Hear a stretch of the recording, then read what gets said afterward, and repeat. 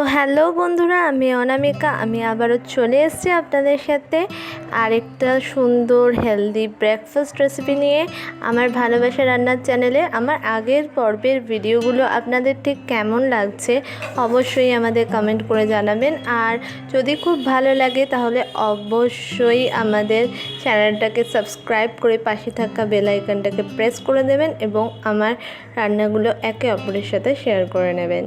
তো আজকে যে রেসিপিটা বানাচ্ছি সেটা খুবই একটা হেলদি ব্রেকফাস্ট রেসিপি। যারা খুব হেলথ কনসিয়াস তারা ইজিলি এই ব্রেকফাস্ট রেসিপিটা করে খেতে পারেন।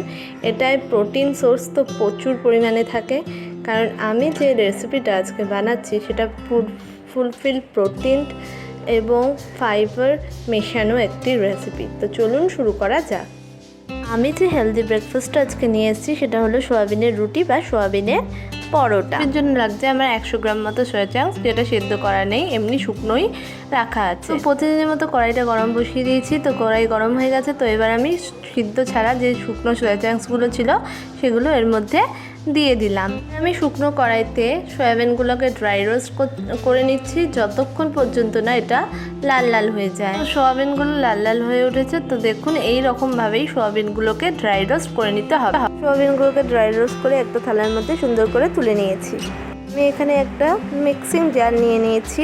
ড্রাই রোস্ট করা সয়া চাংস পুরোটাকে দিয়ে দিলাম মিক্সির জারে। তো এবার এটাকে ঘুরিয়ে নিয়ে আপনাদের কাছে ফিরে আসি। সয়া চাংসগুলো আমি গুঁড়ো করে নিয়েছি, একদম মিহিও গুঁড়ো হয়নি, একেবারে ডাস্টের মতো, আবার বেশি শক্ত শক্ত নেই। তো এরকমভাবে সয়া চাংস আপনি গুঁড়ো করে অনেক দিন পর্যন্ত একটা টাইট কন্টেনারে রেখে দিতে পারেন। এবার আমি একটা খালি প্লেট নিয়ে নিয়েছি। প্লেটের মধ্যে সয়াবিনের গুঁড়োগুলো নিয়ে নিচ্ছি 4 চামচ মতো।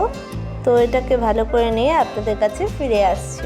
তো এবার আমি সয়াবিন গুঁড়োটার মধ্যে 3-4 চামচ পরিমাণে আটা দিয়ে, মানে সম পরিমাণে আটা দিয়ে নিলাম। এবার আমি সয়াবিনের গুঁড়ো আর আটাটার মধ্যে নুন দিয়ে নিচ্ছি, যেমন আটা মাখার সময় দিতে হয়। আমি সয়াবিনের গুঁড়ো এবং আটার সাথে নুনটা ভালো করে মিশিয়ে নিচ্ছি, যেরকমভাবে আটা বদা মাখতে হয়। সয়াবিনের গুঁড়োটার মধ্যে নুনটা ভালো করে মিশিয়ে নিয়েছি। তো এবার আমি অল্প অল্প পরিমাণে জল দিয়ে আটা মাখার মতো করে এটাকে মেখে নিচ্ছি ভালো করে। দেখুন এরকম করে আটা মাখার মতো করে এটাকে মেখে নেবেন।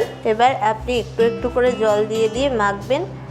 পুরো জল একবারে দিয়ে দিলে এটা অনেকটা পাতলা হয়ে যাবে, তাহলে রুটি হবে না। সয়াবিন এবং আটার মণ্ডটা পুরো আটা মাখার মতো যেভাবে মাখতে হয় ওইভাবে করে মেখে নিতে হবে। সয়াবিনের আটার মণ্ডটা থেকে ছোট ছোট করে লেচি আকারে গোল গোল করে লেচি বানিয়ে নিয়ে আপনাদের কাছে আবার ফিরে আসছি।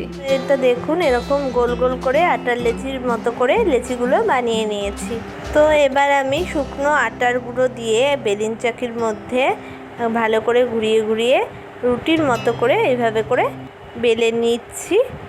তো এইভাবে করেই আপনাকে রুটির মতো করে বেলে নিতে হবে। তো এটাকে ভালো করে বেলে নিয়ে আপনাদের কাছে ফিরে আসি। লেচি থেকে আমি 2টো রুটি বেলে নিয়েছি। তো রুটিগুলো এরকম ছোট ছোট মোটা মোটা হয় বা মাঝারি সাইজের হয়, বেশি বড় হয় না। সোয়াবিনের রুটি করার আরেকটি পদ্ধতি হলো এই সোয়াবিনের রুটির মধ্যে সোয়াবিনের গুঁড়োটা দিয়ে তার মধ্যে 3-4 চামচ মতো আটা দিয়ে, তারপরে সেই আটার সাথে 1 চামচ মতো নুন আর 1 চামচ মতো মিষ্টি সমস্তটা দিয়ে, আর সঙ্গে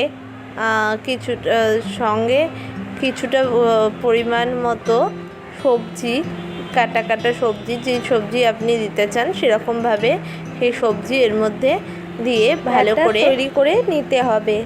তো এই ব্যাটারটা তৈরি হয়ে গেছে, কিন্তু আমার মনে হচ্ছে আর একটুখানি আটা লাগবে, তাই আমি আরও 2 চামচ মতো এর মধ্যে আটা দিয়ে নিলাম। এবার আটাটা দিয়ে আবারও আমি ভালো করে মিক্সড করে নিচ্ছি। তো প্যানে আমি তাওয়া গরম করতে দিয়েছি সোয়াবিনের রুটিগুলো সেঁকার জন্য। ওটা গরম হয়ে গেছে। তো তাওয়ায় এবার আমি 1 চামচ পরিমাণে একটুখানি সর্ষের তেল দিয়ে সেটাকে ভালোভাবে একটা সিলিকনের ব্রাশ দিয়ে তাওয়াটার চারিদিকে স্প্রেড করে দিলাম। গরম হয়ে গেছে। তো এবার আমি সোয়াবিনের রুটিগুলো এক এক করে এর মধ্যে দিয়ে দিচ্ছি।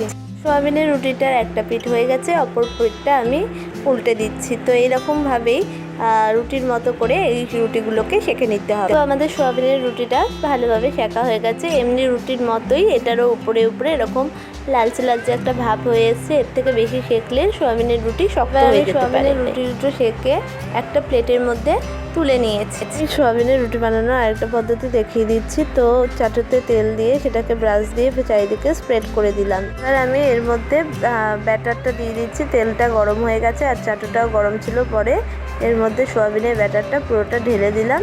একদম স্প্রেড করে করে এরকম গোল গোল করে ঢেলে দিতে হবে। রুটির ব্যাটারটা আমি তেলের মধ্যে দিয়ে দিয়েছি। তো এবার এটাকে খুন্তির পিছন দিয়ে বা স্প্যাচুলা থাকলে আপনাদের কাছে সেই স্প্যাচুলার পিছন দিয়ে এইভাবে করে একটা শেপ দিয়ে চারিদিক মানে এটাকে ভালোভাবে চারিদিকে ছড়িয়ে দেবেন। সোয়াবিনের রুটিটার একটা পিঠ হয়ে গেছে। তো এবার আমি এটাকে আলতো হাতে করে উল্টো পিঠে উঠিয়ে দিলাম। তো দেখুন একটা পিঠ ভালোভাবে হয়ে গেছে। তো অপর পিঠটা হয়ে গেলেই এটাকে আমরা নামিয়ে নেব।